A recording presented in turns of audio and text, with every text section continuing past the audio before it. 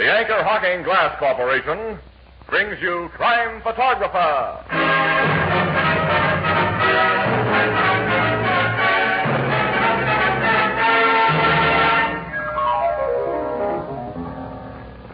Happy New Year, Casey. Happy New Year, Ethelbert. Same to you, Marvin. Say, you know this 1948 is going to be a great year. Why so? Well, don't you know? It's leap year. And just what can leap year mean to you? Why, I'm surprised at you, Ethelbert. Don't you know that means an extra Thursday? So what? So what? That extra Thursday gives me an extra chance to say that Anchor Hocking is the most famous name in glass.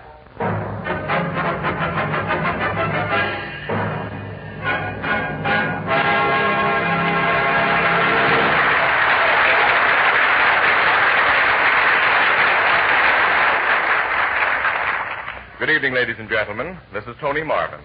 Every week at this time, the Anchor Hocking Glass Corporation of Lancaster, Ohio, and its more than 10,000 employees bring you another adventure of Casey, crime photographer, ace cameraman who covers the crime news of the great city. Written by Alonzo Dean Cole, our adventure for tonight, Hot New Year's Party.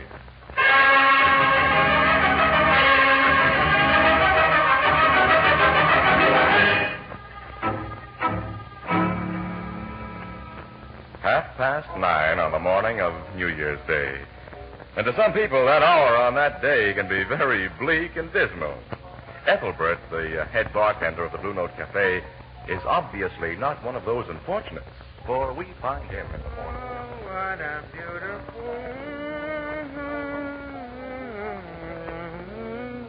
thing. Hi, Walter. Yeah, Ethelbert. Bring up 2 more bottles of aspirin. They're going to be our best sellers today. Okay. Oh, what a beautiful... Well, look who's here. Happy New Year, Casey.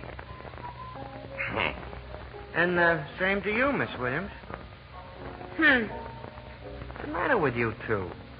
Ask Walter to bring us a couple of cups of coffee, pal.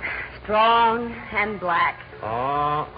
And slip me an aspirin tablet. Make that a double order. Oh. Hey, Walter, draw 2. Some of that. What's Herman Chitterson doing here? Practicing at this hour in the morning? He couldn't get home on account of the snow. He slept here all night. Oh. Here's some special headache medicine for you to stay out all night. We haven't been stay out all night. I know. Like good, sensible folks, you left the party early, just before daylight. And then you got all of an hour's sleep before you had to come to work on the 8 a.m. shift. He's a wise guy, Annie. Yeah. You should have been like me. I wasn't on duty last night, but did I spend my leisure time in idle revelry? I did not. At 12 o'clock, my sister Edna and me wished one another a happy new year over a glass of good, healthful milk. Then I retired and enjoyed a fine, refreshing sleep. So, on this beautiful morning, you find me full of vim, vigor, and vitamins. Have another aspirin on the house. Shall I kill this guy quickly, Annie? Listen, vim, vigor, and vitamins. The reason Miss Williams and I feel beat up is that ever since a few minutes after we reported for work this morning, we've been inhaling smoke. Smoke? There was another warehouse fire this morning near Chatham Circle. That's the only New Year's party we've attended, and it was a red-hot one, too. Bad fire, huh? Yeah, plenty bad. Oh, here's Walter with our coffee. Oh, thanks, Walter. Happy New Year. Boys, you're welcome, too. Thanks, Walter. Okay. Your papers kind of hinted that them warehouse fires lately have been arson jobs, Miss Williams. Oh, we're morally certain of it, Ethelbert. And that Jake Schultz is the man behind them. He and his mob make a deal with the owners of them places to split the fire insurance, huh? That's right. That's the racket. Skinny Jake Schultz is a pretty smart cookie, I hear. Neither the cops or the fire inspectors has ever got anything on him. Yeah, well, if he's behind the torch job we just covered, he isn't so smart. And this one let somebody in for a hot seat rap. What do you mean? Well, the fire was set at night, and there was a human being in the building, an old watchman. That means arson in the first degree. The watchman got out all right, but a fireman was killed by falling timbers. And when death is caused through commission of first-degree arson, it becomes first-degree murder. And a reliable witness says that he saw 3 men run out of the warehouse a few minutes before the fire was discovered. He's given the police a first-class description of them. Was one of them Schultz? No, of course not. Jake doesn't do any firebug stuff himself. So one of those three guys is caught and sings. It's going to be too bad for his boss, man. Annie, how about some more coffee? No, we don't have time, Casey. That's We've right. got to get out to Barstow College. Well, there's no hurry about that. Yes, there is. City desk wants the dope on Professor Wendell right away. Well, who's Professor Wendell and what's he doing? Oh, he's a teacher at Barstow College. He went for a walk last night and he hasn't come back. Now, the professor who shares an apartment with Wendell's just reported his disappearance to the Missing Persons Bureau. Well, he thinks the guy has met with foul play? That's right. Well, if we must, we must, Annie. Come on, let's get started at Professor Gerber's place. But this Professor Gerber's the one who reported the mysterious vanishing of this Professor Wendell. That's right. After we waste our time with him, Wendell will undoubtedly show up with a perfectly good reason for staying out all night. Well, I'm perfectly willing to waste time on such cases today. I'd like to start the new year safely and sanely. Me too, Annie, me too. To establish a precedent for 1948, no jams and no trouble, nothing but peace, sweetness, and light. Instead of just a hope, why don't you two make that a New Year's resolution? Well, that's a good idea, pal. Oh, excellent. We here highly resolve That for the coming year, and starting now, no jams, no trouble. nothing but peace, sweetness, and light.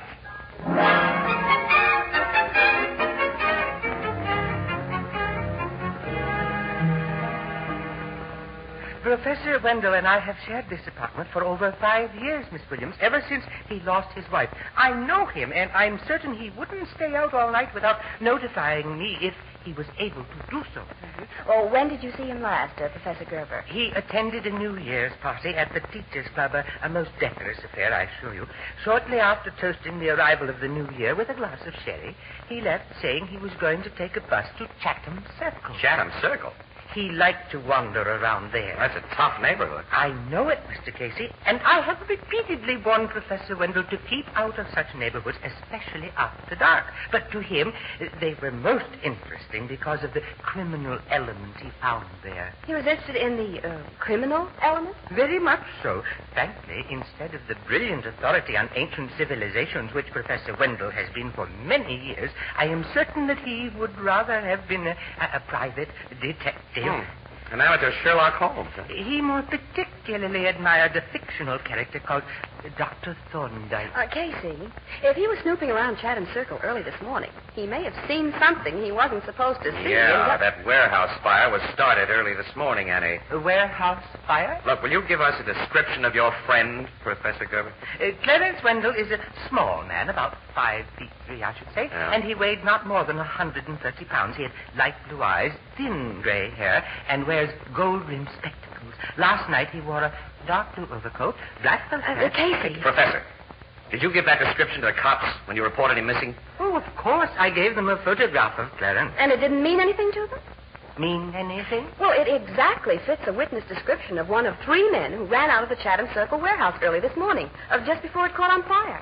I don't understand. Well, the Missing Persons Bureau men who talked to Professor Gerber wouldn't necessarily know about that arson business, Annie. Oh, no, that's right. It's being handled by the homicide squad. Will you please explain? Now, there's more important things to do first, Professor, if you don't mind. Where's your phone? I want to call Captain Logan of Homicide and get him to check with missing persons right away. That's all you're going to do, Casey. Just phone. Remember our New Year's resolution.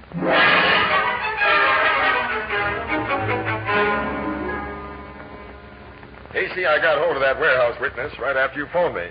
When he looked at the photograph missing persons had of Professor Wendell, he identified it immediately. Wendell was the little guy you saw coming out of the warehouse, Logan, right? Yeah, between the 2 other men. Uh-huh. He hasn't been able to identify the others from pictures in our criminal Wait a files. minute, the witness saw Wendell between the other guys? Yeah. Now he recalls they both had a grip on the little man's arms. Well, when Professor Wendell was playing detective last night, he accidentally stumbled onto the arsonist while they were setting the fire. And they kidnapped him to keep him quiet. That's the way it looks, Miss Williams. Which doesn't help us find Wendell or the firebugs. Well, like the fire inspectors, you think that Jake Schultz mob is behind it? Sure, but suspicion and proof are very different things. We haven't a single lead to work on. Professor Wendell's a definite lead. He's a definite complication. Huh? If 2 of Schultz's torches put the snatch on him this morning because he caught him setting a fire, they probably bumped him off by now. Logan, I don't think Professor Wendell has been bumped off. Why? Casey, the gang won't dare let him live if he saw what we think he did. Oh, they'll give him the works eventually, Annie. But Jake Schultz is going to do a whole lot of thinking before he okays a murder that would hit the front pages and stay there. Logan, Jake's in the fire business, but he does his best to avoid strong heat. Yeah.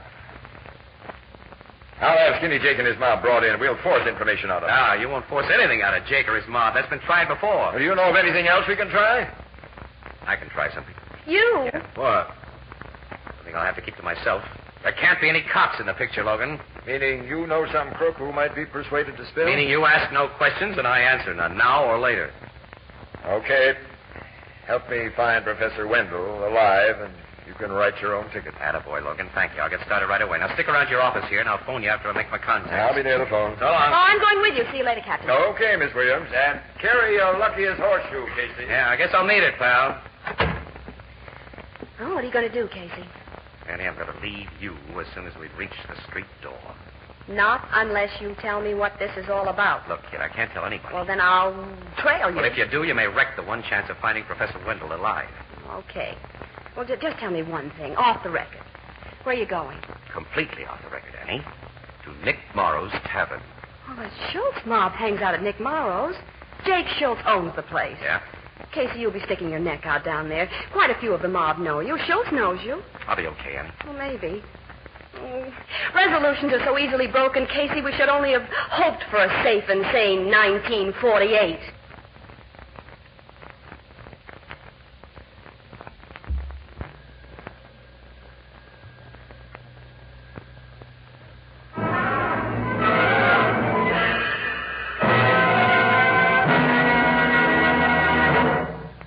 Today, a lot of you probably met jadeite dinnerware for the first time, because jadeite is the perfect solution to the problem raised by an unusually large number of guests.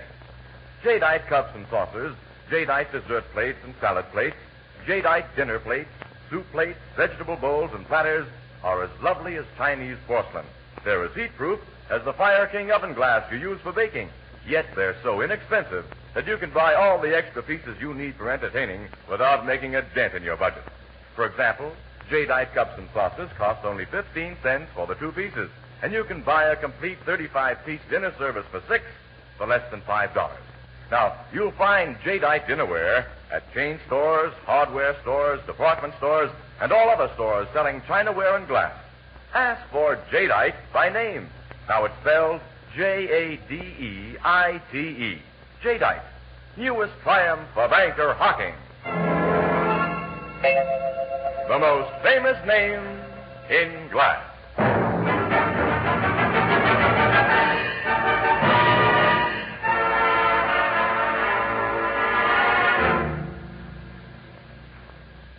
No, Red Monahan ain't in the back room, Casey. He ain't been in a joint at all today. Well, I'll stick around, Nick. You'll probably be in later. Give me a beer, will you? Okay. You barred to a big New Year's business last night, Nick? I can't complain. You still running with the cops, Casey? Why, Nick, I don't know what you mean. I'm a newspaper guy. Sure, I know. Here's your beer. Thanks, Nick. What do you want to see Red Monahan about? If it's any of your business, Nick, I want to thank him for the Christmas card he sent me.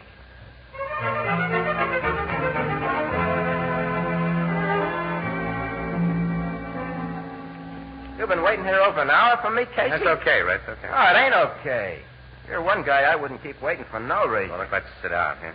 Over the corner table there, we can talk privately. Yeah, okay. Hey, Nick, we're going to sit down and bring me and my pal Casey a drink. Okay, Red. Come on, Casey.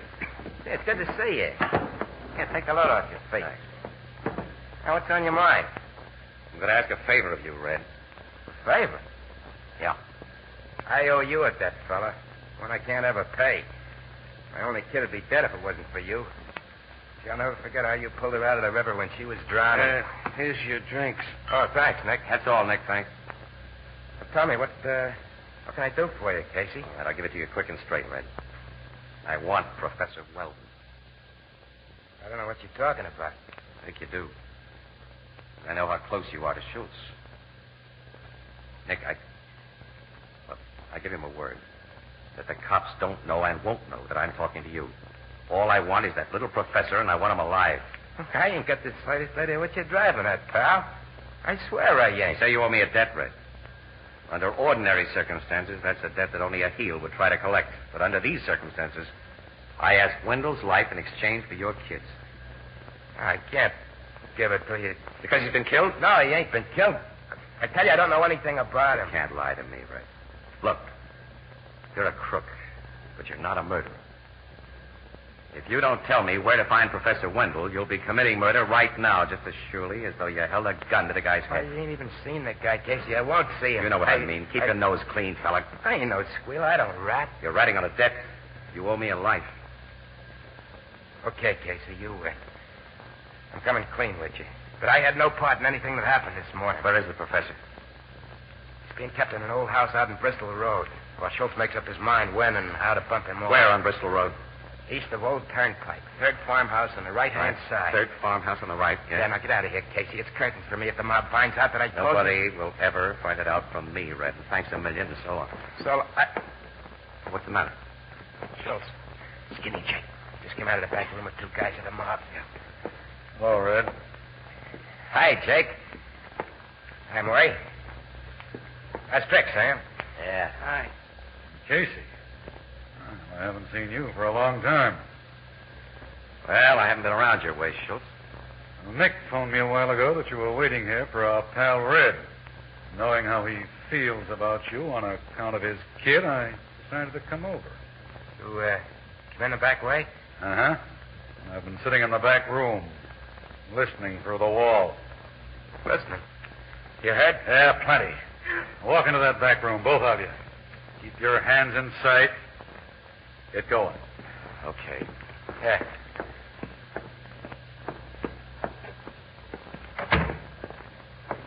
Now, you've got a car in the alley, and you two dopes are getting into it. Oh, what are you going to do to us, Jake? You can guess, can't you, Red? Yeah. And I ain't going to take it. That goes for me, too, Red. Please, Don't shoot, guys. It might bring the cops. Hey, this Casey's getting my gas, though. No, he isn't. You got him with your blackjack. Yeah, Casey's out of the picture now, Red. Yeah, I got right under control, Jake. Let's zap him anyway. I'm doing just that. Now, they're both out cold. Yeah, but not cold enough. You and Murray put him in the car, Sam, and we'll all go for a ride.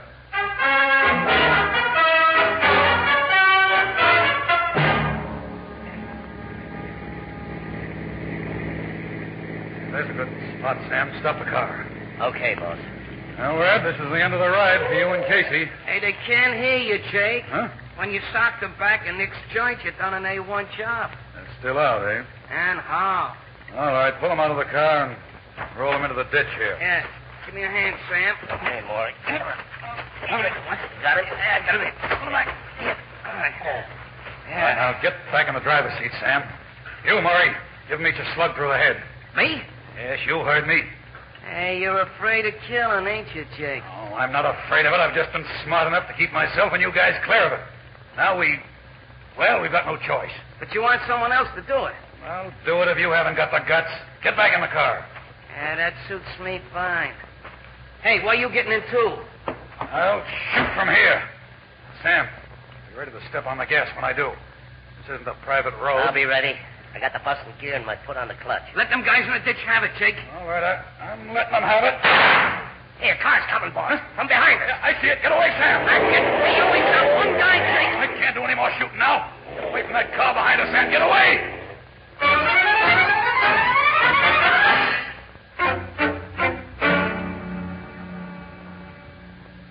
Well, you certainly had that lucky horseshoe with you, Casey.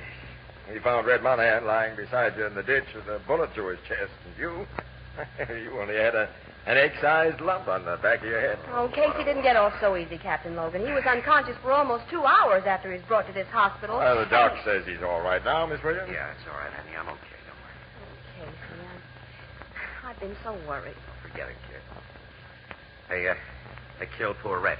No. Oh, he's going to pull through. Slug didn't get him in a vital spot. Oh, I'm glad of that. I'm glad. Now, Red's more than a half-right guy, much more. Of course, you want to know what happened. Oh, take it easy, pal. You were delirious for a while after they brought you here, and you did a lot of talking. You kept saying that Red Monahan had told you that Professor Wendell was being held prisoner in a house on Bristol Road. East of Old Turnpike, third farmhouse on the right. Wait a minute. I said all that when I was out? Over and over. Well, then you went to Bristol Road and found the professor. And my guys went there, pal, but too late. Schultz and the men with him evidently knew they hadn't killed you, Casey. They lost no time in taking Professor Wendell away. We found the house empty. We haven't any idea where they've taken him. Well, you found a possible lead in that Bristol Road farmhouse, Captain. Go ahead and show Casey. Lead? What? That thing's no lead, Miss Williams. It merely proves that Professor Wendell was in the house. What'd you find, Logan? He found a belt. A belt? Mm-hmm. With Professor Wendell's initials on the buckle. Now, take a look, pal. Miss Williams insists that these cuts in the edges of the belt mean something. Well, they're fresh cuts, Casey. See? Yeah. When we found the belt in a room where Wendell was probably held prisoner, we figured that those cuts might be some sort of a tip-off about where he'd been taken from there. And it hasn't worked out that way. Funny cuts, aren't they? Some straight, some slanting, and irregularly spaced. Wendell knew that an ordinary written message wouldn't help him. The men guarding him would have found it and destroyed it. Well, I'm sure these cuts are a message in code. Our cipher expert at headquarters didn't recognize it as any code. Well, your chief cipher experts were taking New Year's Day off, Captain. The men on duty are apprentices. Yeah. Do the cuts mean anything to you, Casey? No, not a thing. It makes it unanimous. They're Greek as far as all of us are concerned. Greek? Greek. Hey, Annie, wait a minute. Professor Goebel told us that Wendell was an authority on ancient civilizations. Have you shown this belt to Gerber, or whatever his name is, Logan? No, but I phoned him. All right, we're going to show it to him right now. Casey! Casey, you can't get out of bed. I'm out. Beat it, Annie. Come on, let me get dressed. I want to hear what Professor Gerber says when he sees this cut-up belt. All right, I'm going.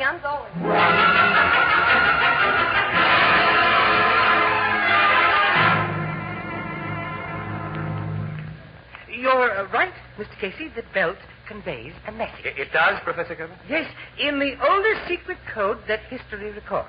The ancient Spartans used it to convey secret military information. It is called Citily. Professor Wendell hoped you'd bring this to me, Captain Logan. He did, huh? He must have. He knew I'd be able to read a Citily message. Why are you wrapping that belt around your arm? So that I may be able to decipher its markings, Miss Williams. You see, to write a Citily message, the ancients wrapped a strip of papyrus, long and narrow, like this belt, around a staff of predetermined circumference. Spirally, with the edge of each spiral joining that of another. Then on the joining edges, they wrote the secret information they wished to impart. When the strip was unwound from the staff, nothing but apparently idle markings were visible on its edges. Now, the belt is completely wound about my arm. See? Its message is plain. No, not to me. All I see is that the edges of the cuts meet. But the cuts form letters, Captain. Greek letters. It's Greek, Logan. Ann knows she's been to college. Well, what do they say? In rough translation, they are taking me to Diana's house. Diana's house? Diana was the Roman name for the Greek goddess Artemis. Say, I'm not a shark on the classics, but I get it. So do I, Logan. Well, I don't. Neither do I. Professor Gerber, Annie, the name of Skinny Jake Schultz's best girlfriend is Diana. And to get away from the classics entirely, it's Diana McGillicuddy. I never thought Schultz would take Wendell to such an obvious hideout, Casey. Neither did I, Logan, which means Schultz has been smarter than we are. Well, all right, let's go.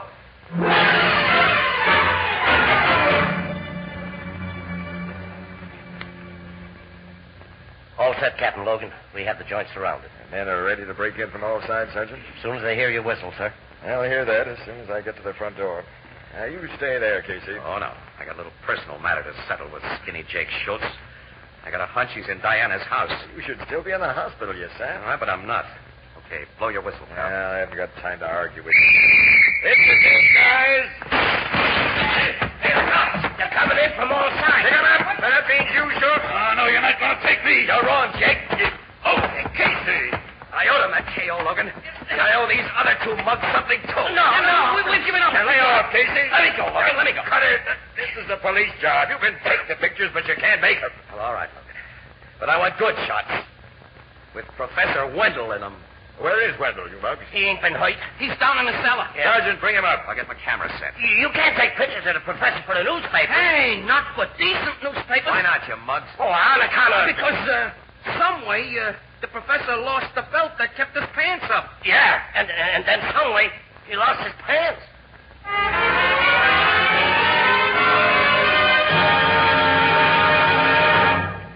We'll join the crowd of the Blue Note in just a moment. You know, tonight we're nearing the end of the holiday season, and to those of you who are exhausted, here's a suggestion.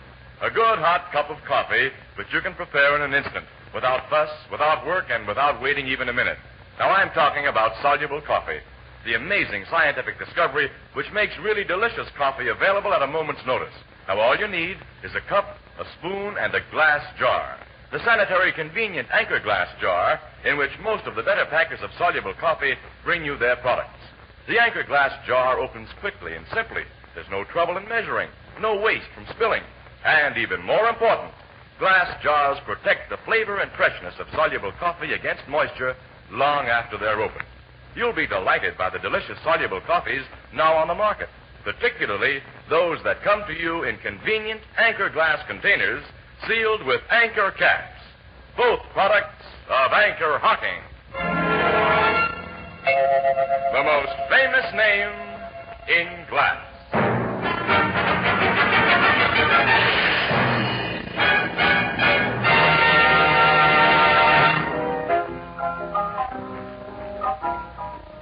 Them pictures you took of Professor Wendell after he was rescued was very different, Casey. It's the first time I ever saw pictures of a college professor wrapped in a blanket. He looked just like an Indian. Professor Wendell didn't like to have him taken that way, Ethelbert, even though Casey was responsible for his rescue. He was kind of burned up. Yeah, he wasn't as burned up as Jake Schultz and his hired firebugs are going to be. No, they're facing murder and kidnapping charges. And with plenty of evidence to back them up. As the result of Casey busting some nice New Year's resolutions, Miss Williams. Yeah. The Safe and Sane, 1948. You started swell. Happy New Year. Happy New Year to you. Let's enlarge the idea. And no kidding. You got something there, Ethelbert. All right, all together. Happy New Year to everyone. To everyone. Excuse me.